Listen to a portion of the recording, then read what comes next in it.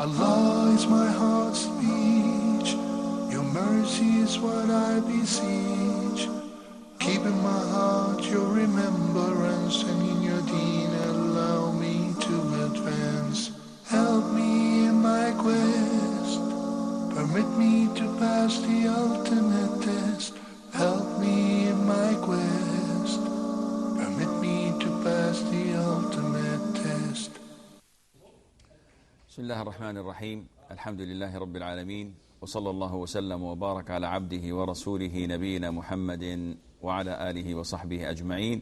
Dear brothers and sisters in Islam, Assalamu alaikum wa rahmatullahi wa barakatuh, and welcome to this first episode on Ask Huda, broadcasting live to you from Jeddah.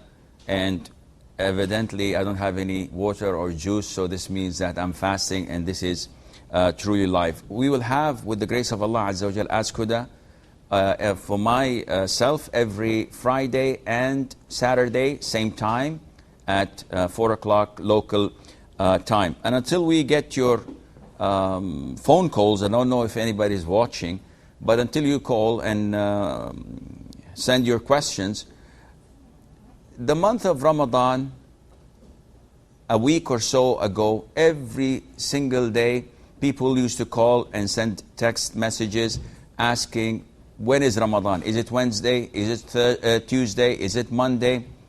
And this is not very important. This is not very important, because what is important is what will you do when Ramadan is due, and now it's due. So what have you done? You've been asking so many questions when it starts. Now it started. So what are you going to do? The most important thing for you to do is to utilize your time. A year ago, when it was the 29th of Ramadan, if you look at the faces of the Muslims, you will see signs of sadness and depression. Why? Because it is the end of Ramadan. Everybody is depressed and sad and having this remorse that they did not do their very best in Ramadan. And they're hoping and wishing that they would do better next year. Anas ibn Malik, may Allah be pleased with him, said, my uncle, Anas ibn Nadr, who I was named after, did not witness Badr, the battle of Badr, because the Prophet did not anticipate that they were going for a battle. They were only running after a caravan. So Anas ibn Nadr did not witness it, and he regretted it. And he said, by Allah, if I were to live and witness another battle, Allah would see what I will do. And he did not say any other word. He was afraid of saying anything else, because he committed himself to this. The following year, on the Battle of Uhud, he went to fight the idol worshippers with the Prophet ﷺ. He was found among the dead. He was martyred. But they could not identify him. He had 80 plus wounds in his face, in his front side, which means that he took all these blows while fighting and approaching and attacking, not while retreating. And only his sister was managed to recognize him and identify him by his fingertips. Now, he said that Allah would see what I would do. And Allah Azza wa Jal saw what he had done. Last Ramadan, on the 29th, all of us Muslims said, Allah would see what we would do this following Ramadan. And Allah has given you the chance. He has given you life. He has given you the health to fast and pray. So are you going to utilize your time? We have brother, sister, I am from the Emirates. Assalamu alaikum wa rahmatullahi wa barakatuh, Sheikh. Wa alaikum assalam wa rahmatullahi wa barakatuh. Ramadan Mubarak, Sheikh. And to you as well. Sheikh, first I'd like to say you are an inspiration to me. I watch you. I learn from you. And may Allah bless you for everything that you are doing for all of us, inshallah. Jazakallah khair. Jazakallah khair. Sheikh, I have two questions, and inshallah you'll be able to help me. Inshallah. The first question is regarding when a woman has her period during Ramadan. Obviously, we cannot fast and we cannot pray. My question is that after Ramadan, when we make up those fasts, is the blessing of the fast, even though the fast is no longer during Ramadan, the same as if I have fasted during Ramadan? And when I do salah during those days that I'm making up the fast, and even when I do any dua, because you know it's multiplied the dua in Ramadan, is it as if I have fasted during Ramadan? That is my first question. Okay. And my second question is regarding the night prayer, the tahajjud. And I've been hearing a lot of things from people regarding how to pray it, when to pray it, is there a certain way to pray it. I know that this prayer is so blessed that Allah subhanahu wa ta'ala comes down to the lowest sky and is looking to grant our prayers. But how do we perform this prayer best? Okay. If you could please just help me with these two questions. Okay, I will, inshallah. Thank you so much. You're welcome. Umar from Saudi. Okay, I think we lost Umar. Okay. The sisters asked two good questions. The first question is, women have their monthly excuse. Okay, Umar again from Saudi. Hello, assalamu alaikum. Salamatullah. Hello, Sheikh, Ramadan Mubarak. Mubarak to you as well. Oh, well, I need to ask a question regarding the woman's period session. Actually, I'm feeding my baby, so I don't get my periods very often. So, okay. like, I don't, from the beginning of the Ramadan, like, I feel I'm having my periods, but it's not trying to be, it's not in sight. So, is it permissible to me to fast or to leave the fast? You mean you feel it inside, but you don't see any traces? It's not like inside. It's inside, but only a little bit. And if I see that, I used to bath. But I don't feel like it's not flowing like. It's not flowing. I will answer your question, inshallah. Okay, Jazakallah khair. Sister Nadia from Saudi. Sister Nadia. Hello. Yes, sister. Hello, assalamu alaikum. Wa alaikum assalam wa rahmatullah. Ramadan Mubarak, Sheikh. To you as well. Jazakallah khair. I have a question about, someone asked me about fidya, that for example, if like we have the missed fasting, so till the next Ramadan, if one of my relatives, she asked me that she didn't make up and her one fasting was left, and it was Shaban end, so she has left one fasting. So I told her that you have to give fidya and plus you have to make up the fast after this Ramadan. But I want to ask you that this fidya for making up the fast, is it compulsory to give it only in food or can we give money also? Okay. And my second question about when we go for Taraweeh prayer, sometimes we after Surah Fatiha, the Imam starts the Surah very fast. And I start my Surah Fatiha, but it is in middle. So should I cease it, or I have to complete it, if it is in the middle? Okay. Like I have to recite only 2 or 3 rakah of Surah Fatiha, okay. And he starts the next Surah. So should I complete it or no? Okay, I will answer you, inshallah.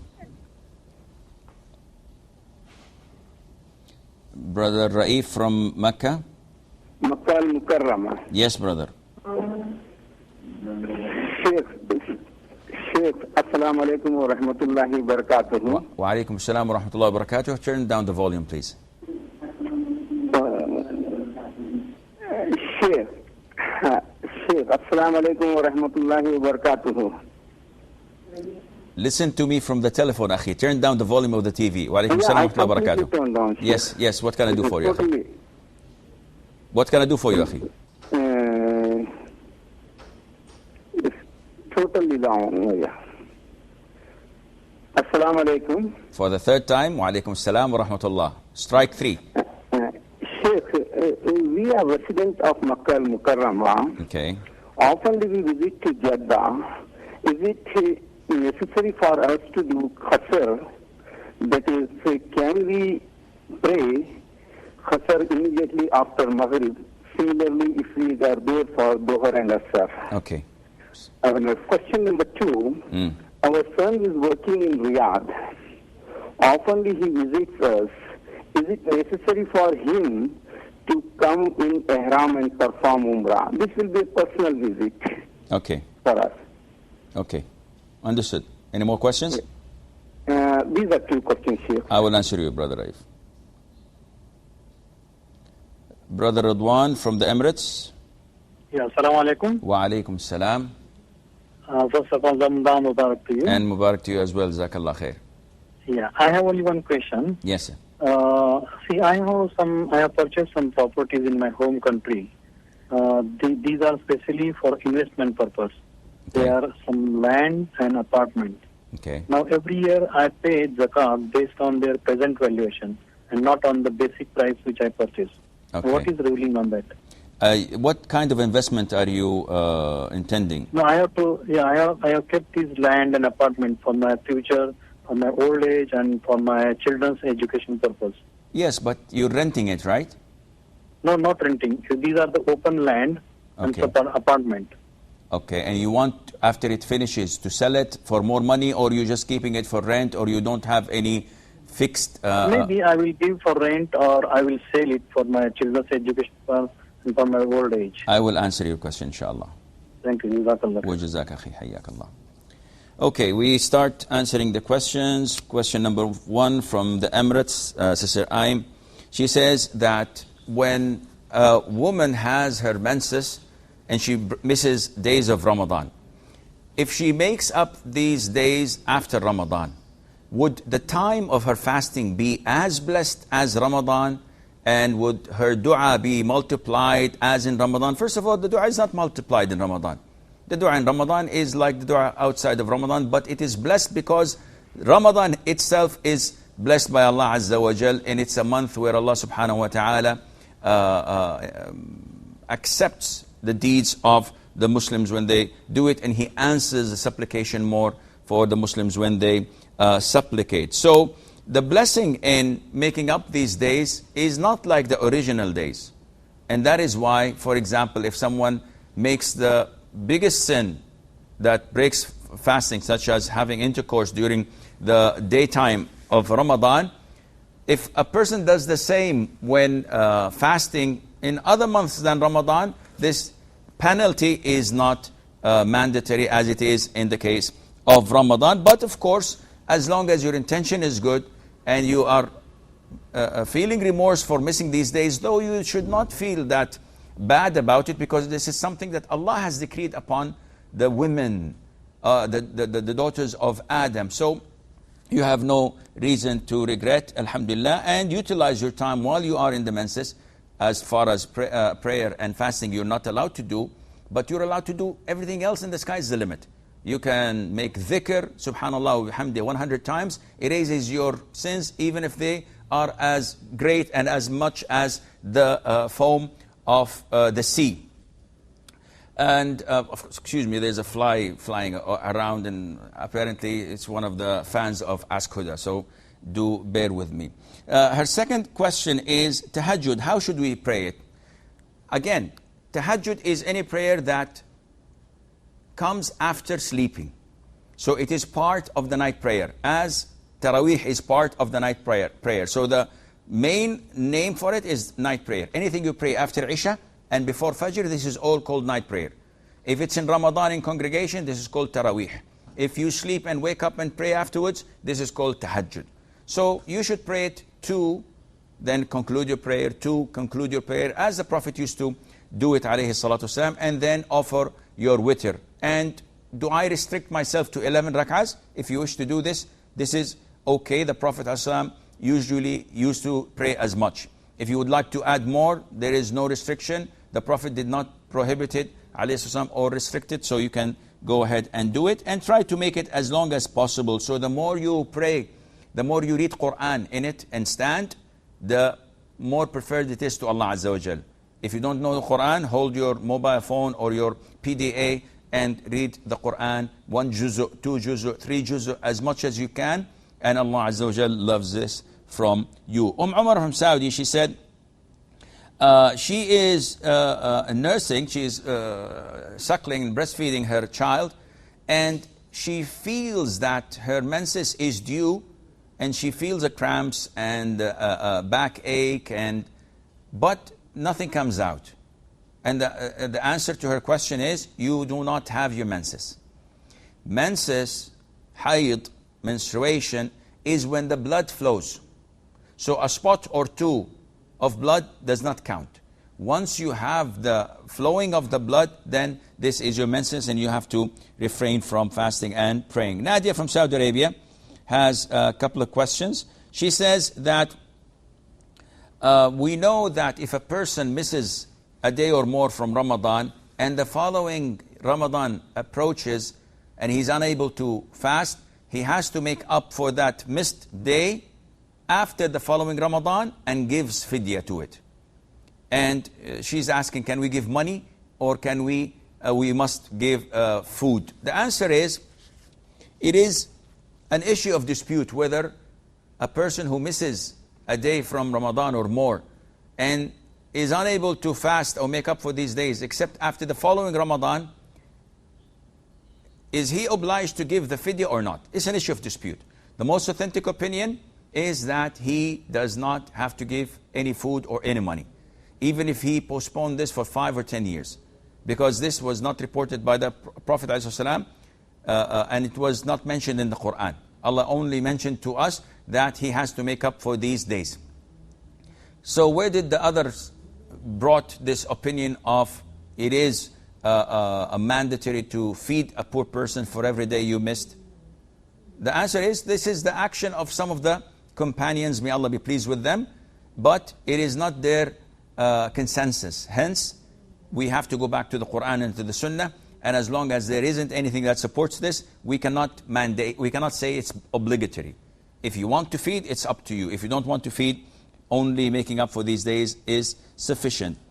Our second question was about when we pray behind the Imam in Taraweeh. Now, usually, and this is unfortunate, the Imams in the Taraweeh, like they exceed the speed limit, and sometimes they even travel in light years speed for Taraweeh. And what is it you want? Is it the quantity? I pray 23 rak'ahs in a flash or in a jiffy? Or is it the quality that Allah Azza wa Jal accepts? Definitely it is the quality we want. The Prophet tells us whoever ﷺ performs a wudu as such when he performed wudu, and then prays 2 rak'ahs and does not talk to himself about anything, he focuses, he concentrates on the salah, Allah would forgive all of his sins. So, do we attain this in our prayer? Well, in Taraweeh, the Imams just want to finish the juz' of the Quran.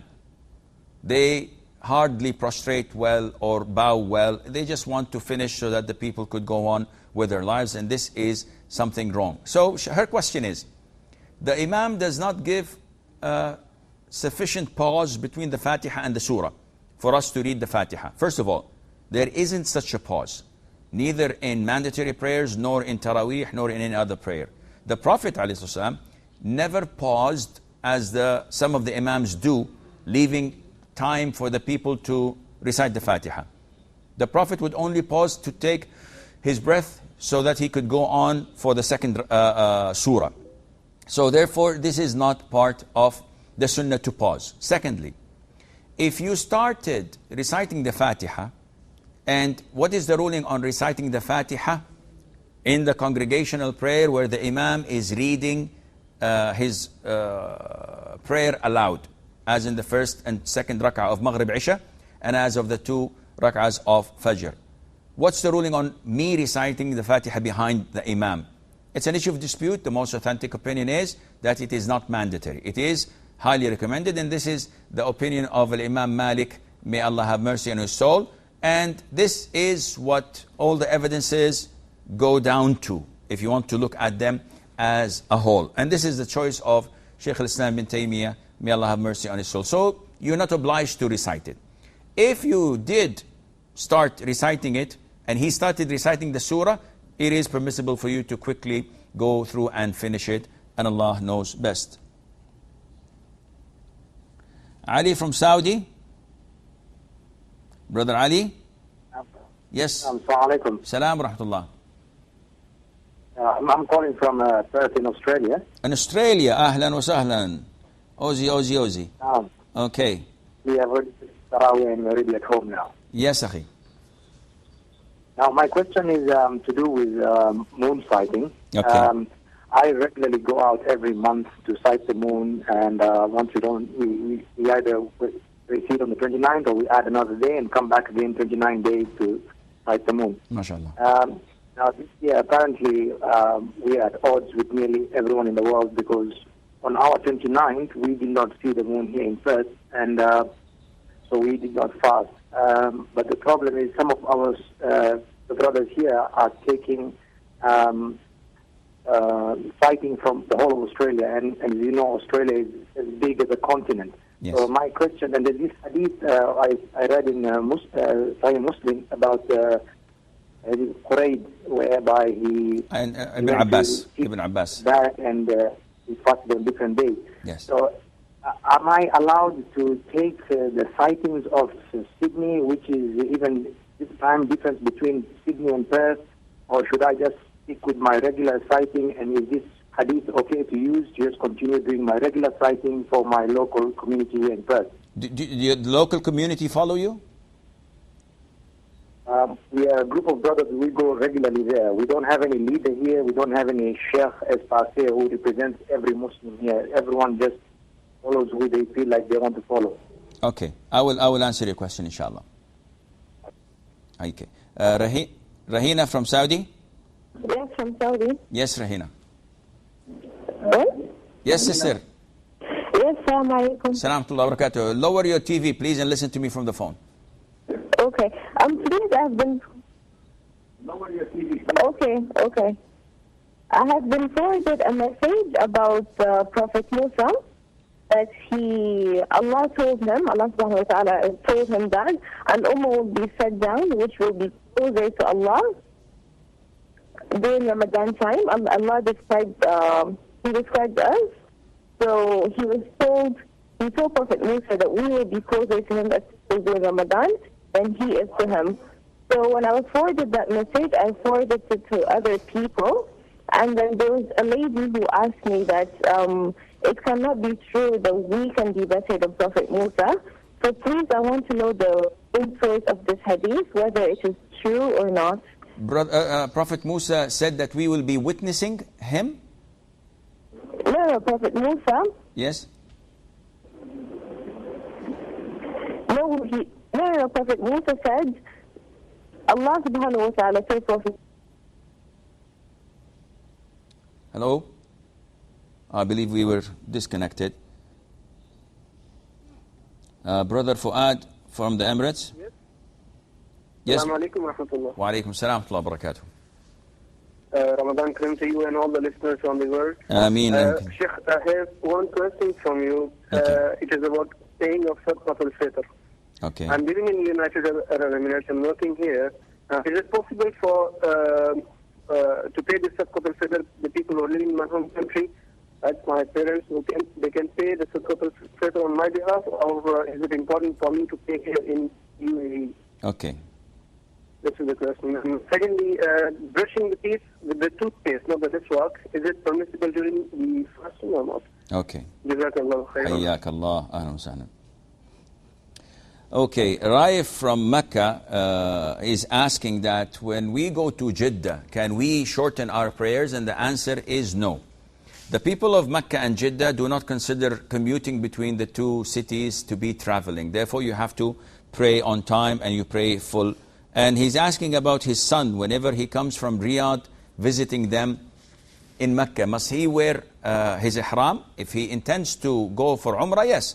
If he just wants to visit his parents and stay for a couple of days and pray in the masjid in Mecca, in Al-Haram, without the intention of making Umrah, he doesn't have to wear the ihram and he does not have to make his Umrah. Radwan from the Emirates says that he has in his home country a plot and an apartment, and he's asking about paying the zakat on the current price of today or on the value that, or the price he paid. First of all, if your intention is to buy and sell, meaning that I have this pen, I bought it with the intention of making money out of it, and immediately I'll sell it and buy something else, and I keep on doing this in a circle, buying and selling, this you have to pay zakat every year on today's value. So if I bought it last year for €1, €1 is below the nisab. So let's assume I bought it for €1,000. And today it is €500, I'll pay zakat for €500. If it is €2,000, I'll pay the zakat on €2,000. Now, if I bought a plot and apartments for rent, there is no zakat in that because I'm not preparing it to be sold. If I bought it and I don't have an intention, maybe I will build a house for me and my children, maybe I'll give it to one of my children, maybe I'll sell it and use the money, maybe I would rent it, I'm not sure of that, there is no zakat in it altogether.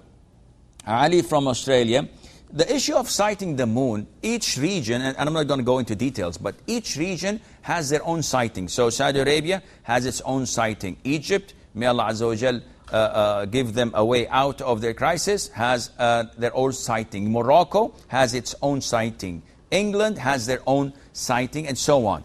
So the people of Australia, if they have united upon a man or an organization, thinking that this Islamic organization is our rulers, in the sense that whatever they tell us to do, we will do it and we will follow it.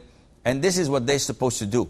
They should unite on following one person or an organization so that they would keep their Islamic unity.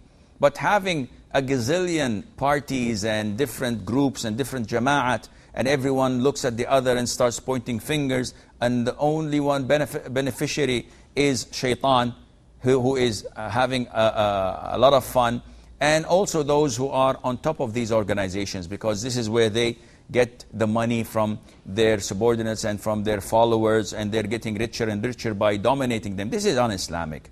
They have to come to a common term, and they have to unite so that the disbelievers would not laugh at them and say, look at these people. They claim to worship the same God, but they have so many different views. So they should unite. Unfortunately, this is not the case now in most, if not all, countries. So for you, Akh Ali, Brother Ali, if you and your brothers in birth don't have a Muslim community that follows one individual, this community follows Saudi Arabia. Whenever they fast with them. Whenever they break their fast, they break the fast with them. The other one follows the groups that follow the astronomers, saying that the calendar says that it has to be through our calculations on this particular date. And they are different among themselves. In this case, if you and your followers and your brothers sighted the moon and you're sure about this, you should apply this in yourself until the community, until they have a majority that you would follow, and Allah Azza wa Jal make it easier. Tasneem from Saudi Arabia. Assalamu alaikum, Shaykh. Wa alaikum salam wa rahmatullah. Ramadan Kareem to you. And to you as well, Jazakallah khair. Sheikh, I want to know, in your youth, whilst not practicing Islam, if you had missed some days of Ramadan and had not made it up until today, is tawbah enough, or do you have to make them all up, inshallah? Okay. Any more questions? That's all. Jazakallah khair. Okay, wa jazak. Zayd from Saudi Arabia. Assalamu alaikum. Wa alaikum salam wa rahmatullah. Sheikh, in Quran there is an ayah, لَعَلَّهُمْ تَتَّقُونَ, related to Ramadan. Okay. I just want to know the meaning of taqwa. How should we attain taqwa? Okay, I will answer your questions. Wa jazakum. Any more callers? Okay.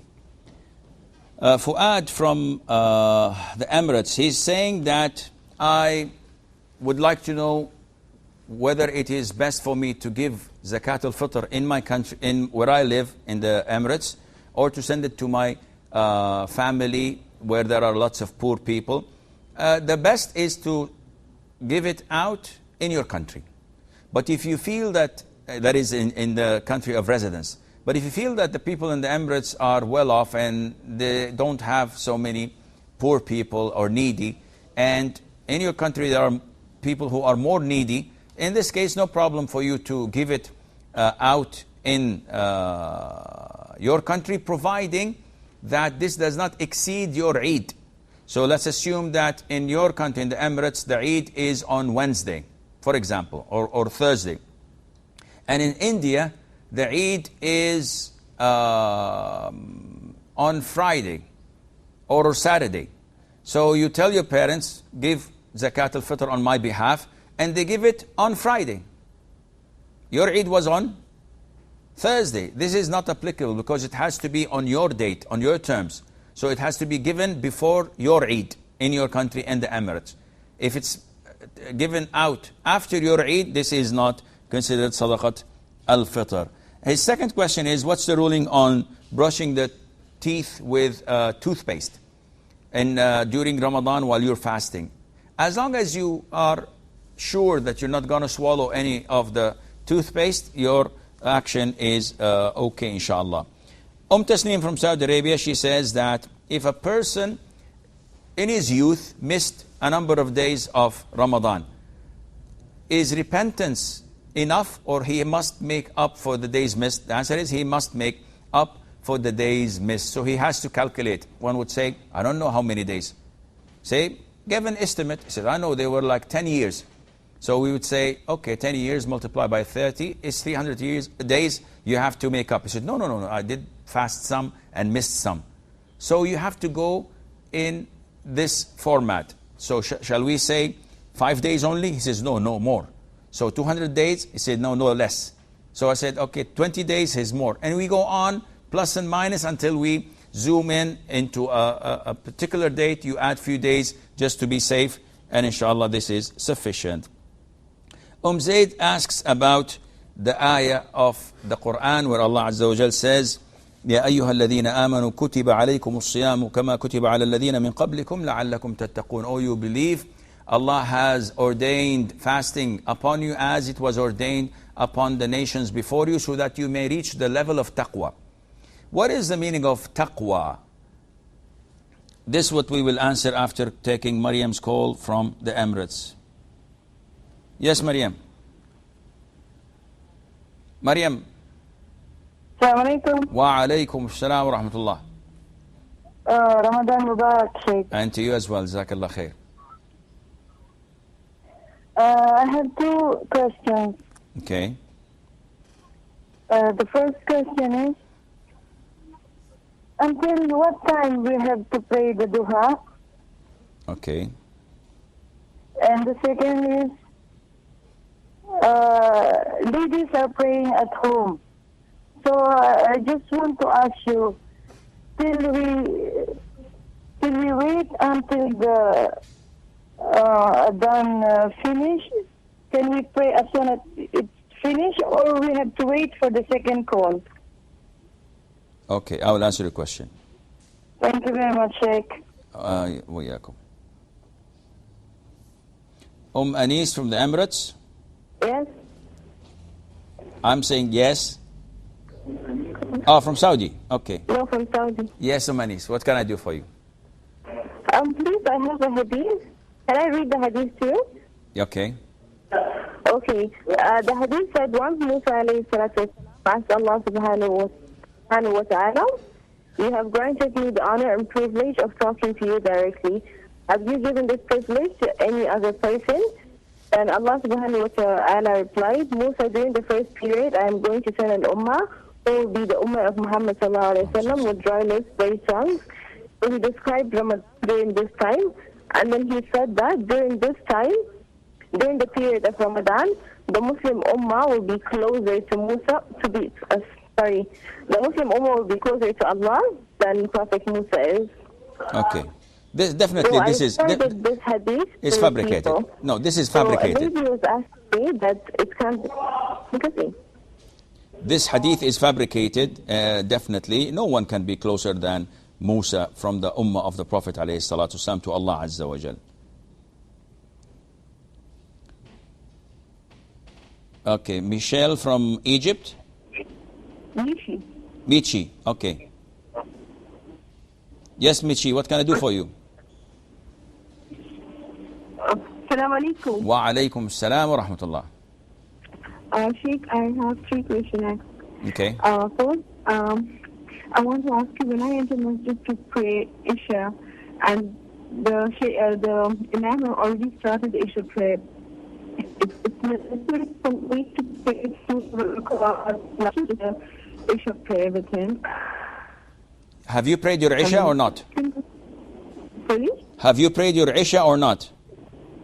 No, I haven't prayed my Isha. I went to masjid to pray Isha, but before that I prayed to... No, I haven't. Okay. I go masjid to pray Isha. And So, the I've Imam... already started. So for me, should I start praying 2 rakats Salat al-Masjid, or I should pray the Isha 4 rakats? Okay, second question. Sorry? Your second question. Okay, the second question is, I'll be traveling from here to India after 5 days or 3 days, and I'll be fasting twice a week. I'll be reaching Dubai by 8 o'clock. I'll continue my fasting, but what should I do? Your line is breaking. You're calling me from a mobile, Sister Michi, and I'm unable to hear you. Can you hear? Hello, I think we've lost Sister Michi. I hope you call again. Okay, Zaid's question, what is the meaning of لَعَلَّكُمْ تَتَّقُونَ? So may that you reach the level of piety.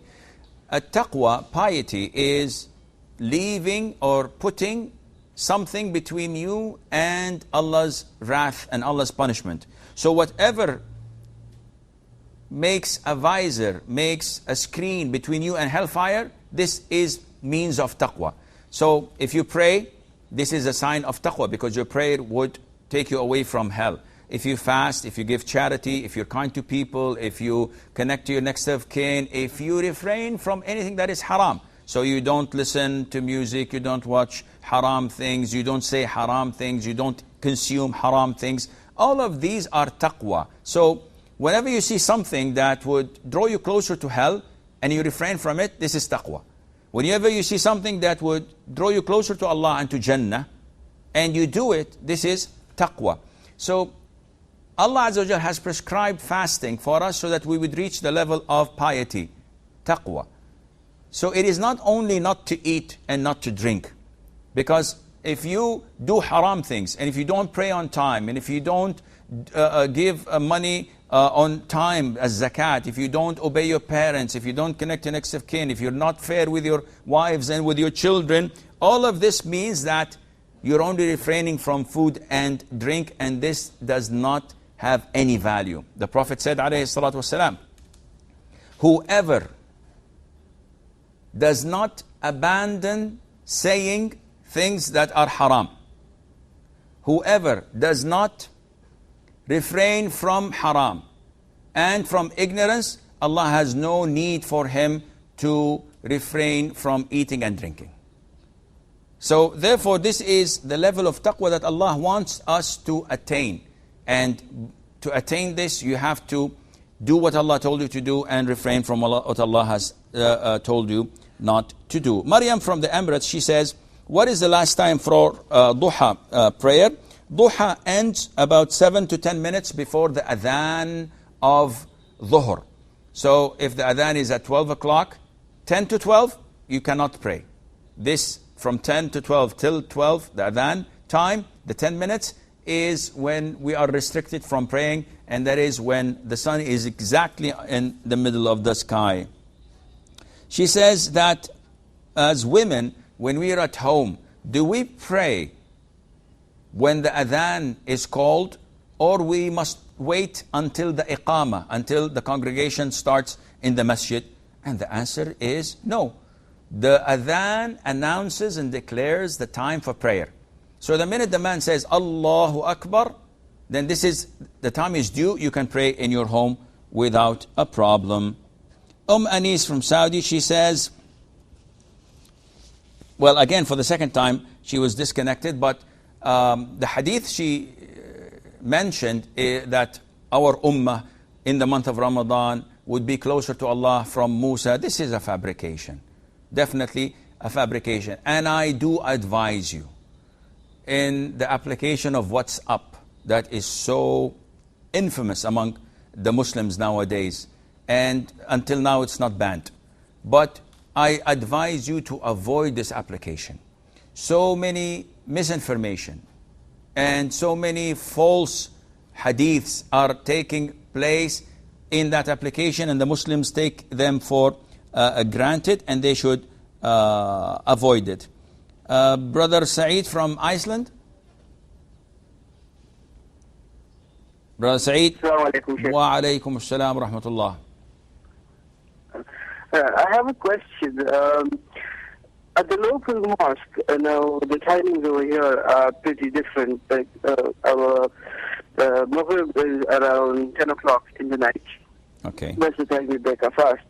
So what we do over here is they break the fast and we go say our Maghrib and Isha together. And then we come and have the dinner and then go say the Tarawih. It is 8 rakat. Before this, I had asked you a question that you had said that you can't pray if it is before time. So here we are almost finishing the whole prayer at 11:30. But before 11:30, actually, it's 11:15, and the Isha time is at 11:30. So is this allowed? Okay, I will answer the question, inshallah. Okay, Hajja from Saudi. Hajja from Saudi. Yes, salam alaikum. Wa alaikum salam wa rahmatullah.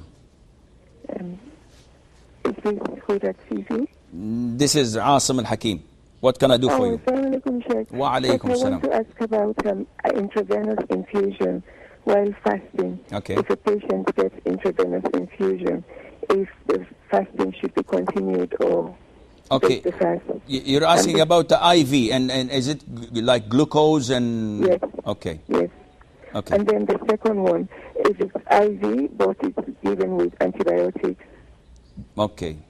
The second question, if a female patient comes into the emergency room and she's fasting, and then she has to have vaginal examination by a male or female doctor, if the fast is still valid. Okay. And then about vomiting, doctor, sorry, Sheikh. If they vomit, can you continue the fast? Okay. Thank you. Jazakallah khair. Okay. Riham. طيب. Sister Riham from Saudi. No, not sister, brother. Oh, Riham. Well, do forgive me, Akhi. Yeah, it's okay. Yes, Akhi. What can I do for you? Yeah, the question is, the practice, normal practice, my normal practice is when I go out, I leave, the Quran recitation, which is live from Haram, it's on TV. The same thing I do when I travel, when I drive my car with my family. We listen to Quran with Urdu translation. And sometimes we are talking, and we are not paying attention to Quran recitation. Okay. And in the same way, like, even when we leave the house, we leave the TV on, and nobody's listening. So is it okay? Okay, I will answer the question. Yeah, and then another question is, are there any special supplications for the first 10 days of Ramadan, the second 10 days, and the last 10 days of Ramadan? Okay. Because there are, many special supplications. I will answer the question, inshallah. Yeah. I will answer you, but we have very little time, so do forgive me. Mitchi says that if she enters the masjid and the imam is already praying Isha, does she pray 2 rak'ah tahiyyat of masjid? And the answer is this is forbidden totally. Once the imam is praying the prayer, you're not entitled and permitted to pray anything, and you join the imam and the tahiyyat al-masjid, you're exempted from it. She says that when we travel to India, and the question was not clear, so I would presume that she's saying that from Egypt to India we're traveling east and the day is much shorter. So when do I break my fast? You break your fast the minute the sun sets. If you're on the plane and the sun sets, you break your fast. If you land and then even in Egypt they did not break the fast yet, but because you're traveling east, the day is much quicker, you can break your fast and the day is valid. Saeed from Iceland saying that because Maghrib is at 10 o'clock and Fajr probably is about 2 o'clock, so it's very short. The people pray Maghrib and Isha. They combine, they go home, and they break their fast, and they have their meal, and they come for Taraweeh. Is this permissible? The answer is, combining the Isha to Maghrib is permissible when there is hardship upon the Muslims. So if you say that if I pray Isha on time, which is 11:30, this leaves no time for me to sleep until Fajr, and I may lose Fajr, and I may pray Fajr, but then I would miss going to my office because I did not have sufficient time of sleeping. If this is the case, and there is hardship upon you as an individual, you may combine. So if the community has this collective hardship, they may do this and they have no problem, insha'Allah. But if someone is in a weekend and he is going to sleep the whole day, he must pray Maghrib on time, Isha on time, and with the doing of the people there, having their meal and coming back for Taraweeh, this is permissible, insha'Allah. Haja from Saudi had a number of questions, and this calls me to go to the ER section, and because it's all medical stuff. IV, which is something that is used by doctors so that the patient would be in a stable condition, meaning that they would not have to eat and drink. This would suffice. So it takes the same ruling of eating and drinking. Even if it had antibiotics, this nullifies the fast. If you give an injection of antibiotics alone, there is no problem. Voltaren injection, there's no problem. Part of the medications that people usually ask about, the inhaler for those who have asthmas, no problem while fasting. Those who have heart attacks, they take a small pill and put them under their tongues, and it's completely dissolved and absorbed by the saliva, and it doesn't go to the stomach, no problem. It does not affect your fasting, and so does your eye drops or ear drops. They don't affect your fasting. She's asking about the vaginal examination, whether by male or female. This does not invalidate the fasting, and the fasting is still intact. But a woman must not go to a male doctor for such an examination, unless it's a desperate situation and there's no females. Only then it is permissible. Vomiting, the Prophet said, whoever vomits intentionally, if you put your fingers in your mouth or you smell something that makes you vomit, this invalidates your fasting. If you don't, you just ate too much, and you're sitting and you just have this feeling of vomiting, and you vomit continuously, there's no problem. Your fasting is still intact. Riham's question from Saudi, leaving the Quran. A lot of the people do this. They leave the Quran on and they leave the house. And I know a person who has the Quran 24/7. When they're asleep, when they're awake. And this is abuse and humiliation of the Quran. Allah Azza wa Jal did not reveal the Quran so that it would be played 24/7 like this and no one is listening to it. Likewise, in the car, if you're listening to the Quran and the family is talking, this is not right. If it's Urdu translation, it's not the Arabic Quran, it's okay, because this does not have the same level of the Quran. And finally, is there a special supplication for the first 10 days of Ramadan and the second 10 days and the last 10 days of Ramadan? The answer is no. All what is in this topic is a fabrication or a very, very weak hadith that does not reach the level of authenticity, so that we cannot say the Prophet said this. No, the Prophet did not say it, and Allah Azza wa Jal knows best. An hour from now, tomorrow inshallah, we hope to meet you same time, and until then, fi amanillah, wassalamu alaikum wa rahmatullahi wa barakatuh. Your mercy is what I beseech. Keep in my heart your remembrance, and in your deen allow me to advance. Help me in my quest, permit me to pass the ultimate test.